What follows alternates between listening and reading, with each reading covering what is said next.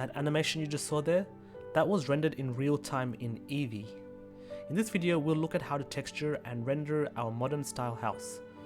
So first thing I did was I selected all the faces from the front view and also the back view, and then in front view I hit U, project from view.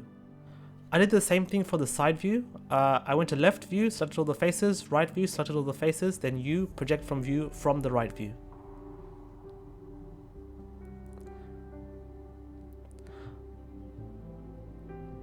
I then created a new image, and then in the texture painting tab, or the texture painting workspace, I painted half of the bottom of the house white.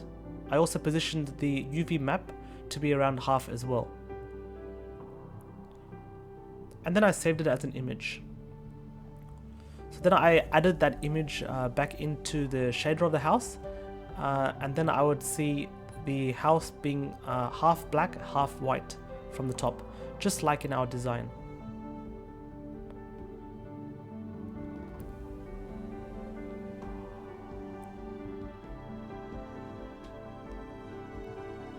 If it doesn't match up to your design, you may have to modify the UV map in the UV editing workspace.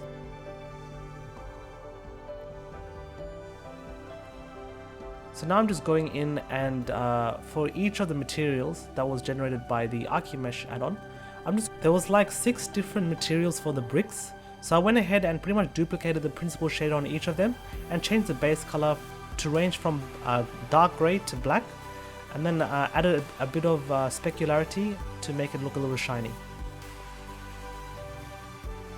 For the glass shader, I turned the roughness almost to 0 and transmission all the way to 1 to get that glass look. And then down in the options, I turned on screen space refractions, and for the refraction depth I made it quite high, around 1 meter I think. Make sure in the render settings that your screen space refractions is also ticked and the refraction is checked. So now I'm just drag and dropping in the textures from texturehaven.com. I used a white plaster material for the walls. Now I'm just mixing the base color with the colored map that we just created. I then plug in the roughness to the roughness node, the height or the normal map to the normal to a bump node, and then plug that bump map to the normal node of the principal shader.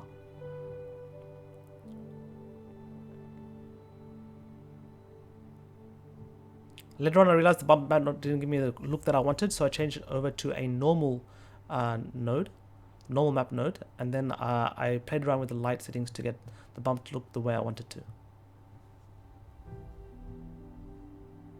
For the ground, again Archimesh created 6 or 7 different materials for the different bricks on the ground. So I just played around with the different brown kind of materials. I just used the procedural textures. If you want to make it look more realistic, you can use an actual texture, but I just used the default material and played around with the specularity and the roughness to get a different shininess value.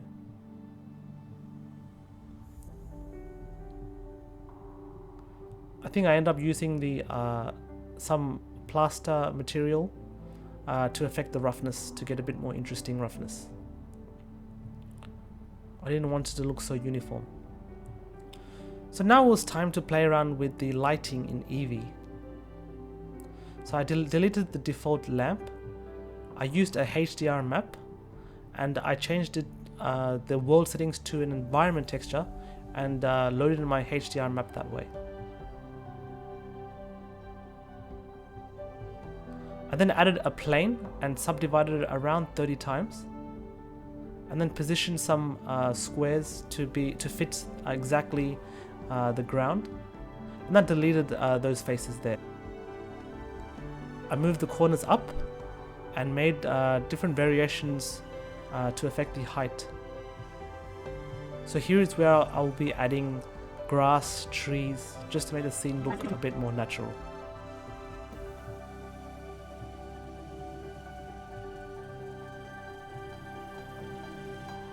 So for this one, again I used a texture from texturehaven.com. It was like a grass mud type of texture. And I did the same thing, plugged the roughness, specularity and normal map nodes to create a realistic ground.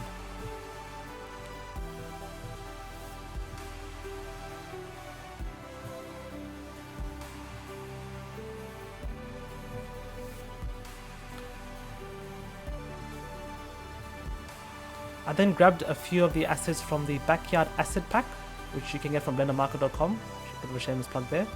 And then I sort of modified the materials a bit to use the principal shader instead, to keep the models up to date.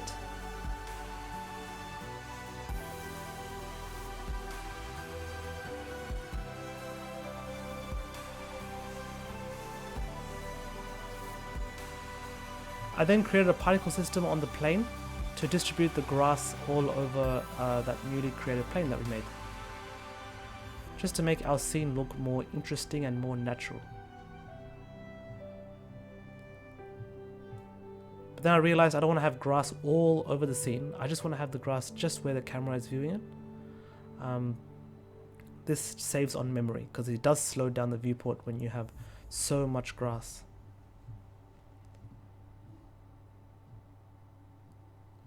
I just randomized the height and the rotation to make it look more natural, and then cranked up the number to around 10,000 or so, or 50,000 I think my final value was, and then I enabled children particles to make it look even more full.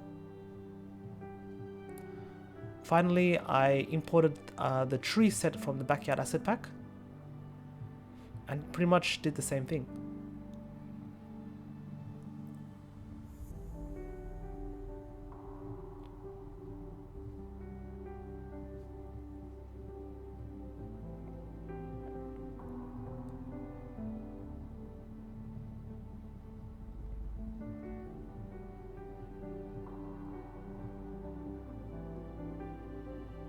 I'm mixing the principal shader with the translucent shader to make the leaves look like leaves.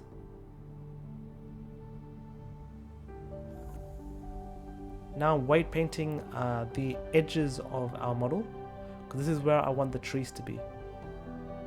So I create a new vertex group and paint the edges. Now I make sure that the particle grows only from the edges, and then I place my trees over there. And that's pretty much it. The nature part is set up.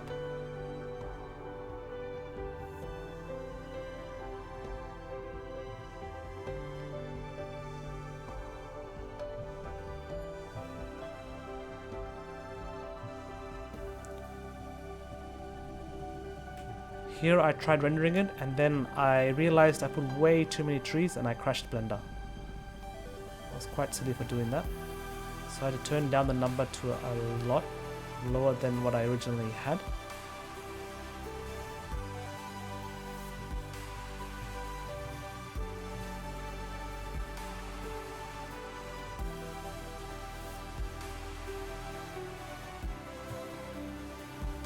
Then I realized the particle system wasn't working. It was slowing things down a lot. Maybe my version of Blender, or it's still an alpha version, maybe something is not working correctly. So I dumped the particle system idea completely and just manually placed the trees where I wanted them to be.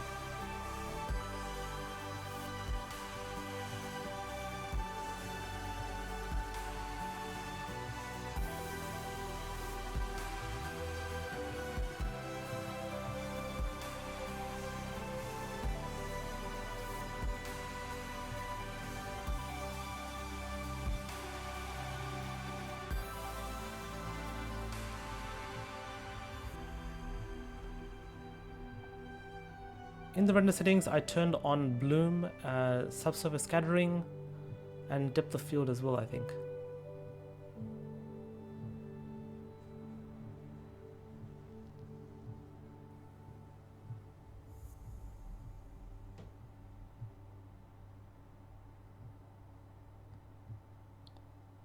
I also added a sunlight to replicate that HDR light.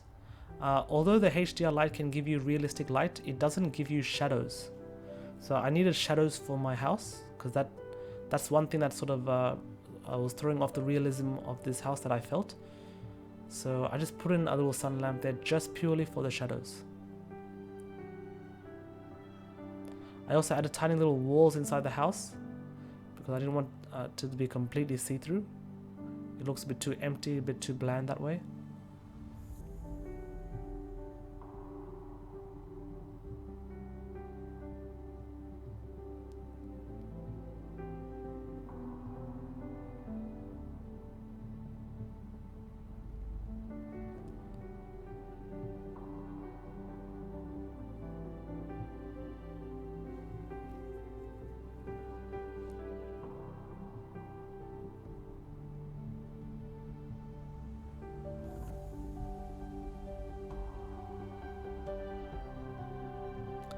At this point, I decided to call that the final render. I then went to the compositing workspace by switching to the compositing tab, and then I added a few nodes. Mostly I added a lens distortion node, a hue saturation value just to make it a bit more brighter. I added a color balance node to play around with the mood of the render. I added a glare to add a bit of a sort of like a glow to the scene on top of the bloom.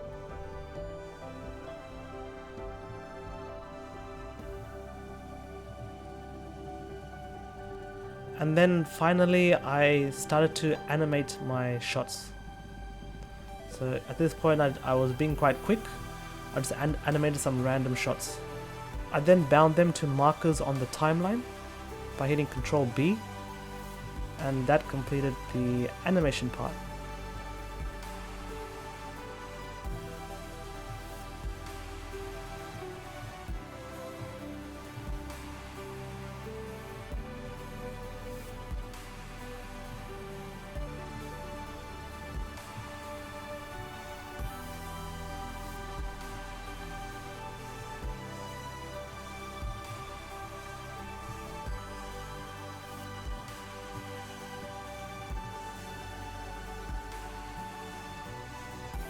So here I'm playing with the depth of field settings a bit.